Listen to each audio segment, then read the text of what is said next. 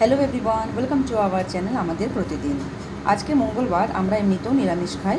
এর আগেও শিবরাত্রি থাকার জন্য দুদিন আমরা নিরামিষই খেয়েছি। নিরামিষ দিনগুলোতে কি বানাবো, এটা সত্যি একটা ভাবার বিষয়।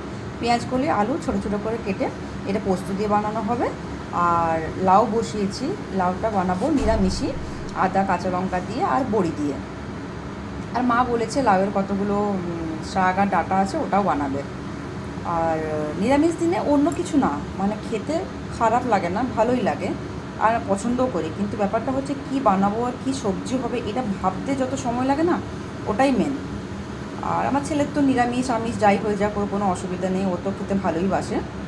আর টমেটো একটু আছে, ওটাও পোড়াবো। তো ভিডিওটি যদি ভালো লেগে থাকে লাইক করবেন, শেয়ার করবেন, আমাদের চ্যানেলটিকে সাবস্ক্রাইব করে আমাদের পাশে থাকবেন। এই যে এখানে বললাম লাউ বানাচ্ছি, এটাকেও বসিয়ে দিয়েছি। এটা এখনও হতে একটুখানি সময় লাগবে।